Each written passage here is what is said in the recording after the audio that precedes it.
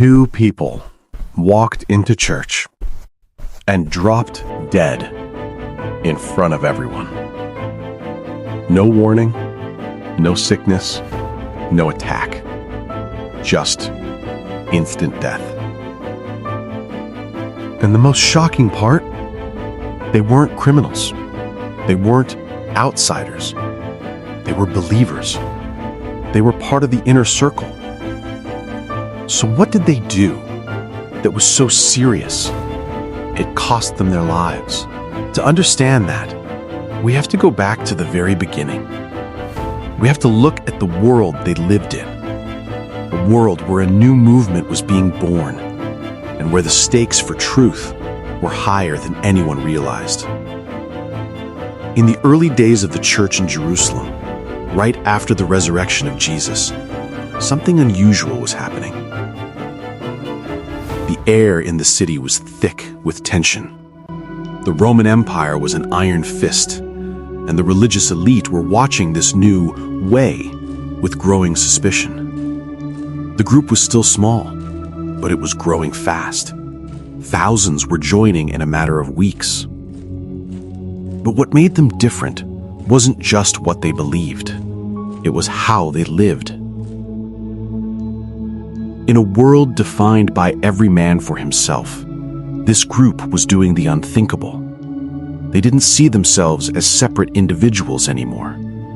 They didn't see their houses, their clothes, or their gold as their own. They saw themselves as one body, one family under God. Imagine the scene. Jerusalem was a city of extreme poverty and extreme wealth. There was no social safety net. If you lost your job or your family, you starved.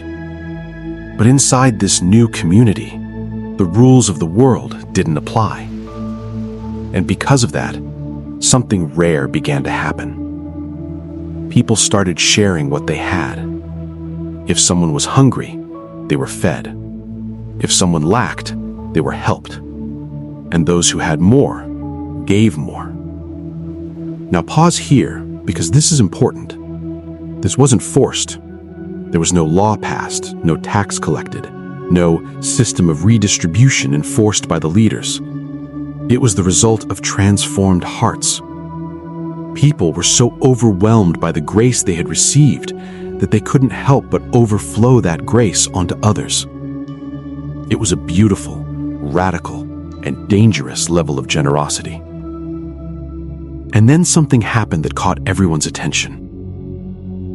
A man named Barnabas stepped forward. His name actually means son of encouragement, and he lived up to it. Barnabas sold a piece of land. Now, to understand the weight of this, you have to understand land in the ancient Near East. Land wasn't just property. It was security. It was your family's identity. It was your inheritance and your retirement. In a world without banks or insurance, land was the only thing that was real. Selling it wasn't casual.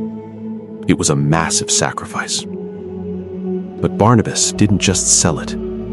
He brought the entire amount and laid it at the apostles' feet. He didn't ask for a plaque. He didn't ask for a building to be named after him. There was no performance, no announcement, no branding. Just quiet, radical obedience. But even quiet obedience gets noticed. People saw it, not loudly, but deeply. They saw a man who trusted God more than his possessions. They saw the freedom in his eyes. And in that moment, Barnabas became a symbol of what the church was supposed to be. But without anyone realizing it, something else was born in that moment. Something dark. Comparison. And this is where things begin to break. Watching all of this were two people, Ananias and Sapphira. They weren't outsiders. They weren't spies sent to disrupt the movement. They were inside the community. They heard the same teachings. They sang the same songs. They broke bread at the same tables. But something different was happening inside them. At first, it probably looked like inspiration. Look at what Barnabas did. That's powerful. But in the quiet corners of their hearts, inspiration slowly turned into something else. It turned into a hunger, not for God, but for the reputation of being godly. They didn't just see Barnabas's generosity. They saw the recognition he received. They saw the respect, the honor, the way people looked at him with awe. And that image stayed with them. It followed them home. It sat with them in the silence of their own house until a thought formed. What if we did the same thing? It sounded spiritual. It sounded right. But then a second thought entered. Quiet, reasonable, and utterly dangerous. What if we don't give everything? What if we keep a safety net? Now understand this clearly. Nothing was wrong yet. They were free people. The land belonged to them. The money belonged to them. They could have kept 90% and given 10%, and the church would have celebrated them. They could have kept it all and still been loved. But then came the thought that changed everything. What if we present it as if we gave everything? That is the moment the line was crossed. They wanted both worlds. They wanted the security of the money and the appearance of sacrifice. They wanted to look like Barnabas without becoming like him. They made a decision, quietly, together. They sold the land. They held the silver in their hands, the weight of it, the coldness of it. They counted it out, one pile for their future, one pile for the performance. They weren't thinking, let's lie to God. They were thinking, let's be seen a certain way. Because deception rarely feels like deception when you're doing it. It feels like justification. It feels like being smart. The day came. The gathering was full. The atmosphere was electric. More people were being healed. More stories of grace were being shared. And then Ananias walked in. Nothing about him looked suspicious. He didn't have the face of a villain. He looked like a devoted believer. He walked through the crowd, feeling the eyes on him. He stepped forward and placed the money down. From the outside, it looked identical to Barnabas. Same action, same posture, same offering. But inside, it was a hollow shell. It was a stage play. Ananias was waiting for the well done. He was waiting for the whisper to go through the room, look at his sacrifice. But instead of applause, there was a terrifying silence. Peter looked at the money, then he looked at Ananias, and Peter didn't see the silver, he saw the soul. He didn't say thank you, he didn't say well done, he said, Ananias, why has Satan filled your heart to lie to the Holy Spirit? The room froze. The air left the room. You kept back part of the money. Peter didn't shout. He didn't have to. The truth has a weight that doesn't require volume. Then he said something that exposed the heart of the issue. Wasn't the land yours before you sold it? And after you sold it, wasn't the money still yours? You didn't have to do this. You chose this. You chose the image over the truth. Then came the words that shattered the mask. You have not lied to men, but to God. And in that moment, the mask didn't just slip, it shattered. And then it happened. Ananias didn't argue. He didn't make an excuse. He didn't have time. He fell. His body hit the ground with a sickening thud. No struggle, no gasp for air, just gone. The silence that followed was heavier than death itself. A man had just died in the middle of a worship service, not because of a crime the world would recognize, but over something no one could see. Not greed, not theft, a lie. His body was carried out by the young men in the back. They wrapped him in a shroud and took him to a grave, and the church remained in the room paralyzed, not by chaos, not by panic, but by a deep, holy fear. The kind of fear that realizes God is actually here, and he is not playing. 3 hours passed. Think about those 3 hours.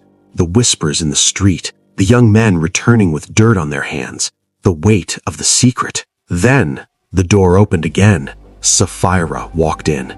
She had no idea. She didn't know her husband was dead. She didn't know the ground she was walking on was stained with the weight of their decision. She walked in expecting honor. She expected to see her husband sitting in a seat of respect. But Peter looked at her, and in his eyes there was a final mercy, a chance. Tell me, is this the full amount? Did you sell the land for this much? This was her exit ramp. This was the moment she could have broken. She could have looked at the floor, let the tears fall, and said, "No, we were afraid. We kept some back. We lied." If she had said that, the story might have ended with a miracle of forgiveness. But she didn't. She looked Peter in the eye, adjusted her mask, and said, "Yes, that is the full amount." She chose the image over reality. She doubled down on the performance even as the stage was collapsing. Peter answered with a voice like thunder. How could you agree together to test the Spirit of the Lord? The feet of those who buried your husband are at the door. Before the words could even settle in her mind, she fell. The same way, the same end. 2 people, 1 decision, 1 consequence. The church stood in awe. But why? Why such a harsh consequence? Because when something is just beginning, the foundation matters most. If the church had been built on a foundation of performance, it would have crumbled within a generation. If God had allowed the filtered version of Christianity to become the standard, the power of the gospel would have been neutralized. God wasn't just reacting to a lie. He was establishing a boundary. His church would not be built on appearances. It would be built on truth. He was saying, I would rather have your honest mess than your polished fake.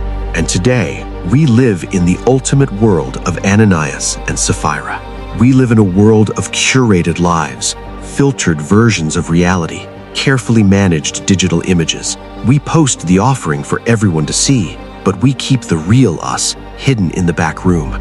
We want the credit for being spiritual without the cost of being surrendered. We all keep back part of the price and present something else. We keep back our doubts. We keep back our struggles. We keep back our real finances, and we present a version of ourselves that we think God and the world will accept. But this story is a chilling reminder. There is one place where the mask doesn't work: the presence of God. You cannot brand your way into the kingdom. You cannot market your soul to the creator of the universe. God doesn't want your highlight reel. He wants your heart. He would rather have your honest struggle than your polished deception. So here is the final heavy question. Not how much you give, not how often you show up. Is it real? Are you living the life you are presenting, or are you carrying a pile of silver to the altar when your heart is miles away? Because in the end, truth always walks in the room, and it never knocks. If this made you stop and look behind the mask of your own life, then you're exactly who this message is for.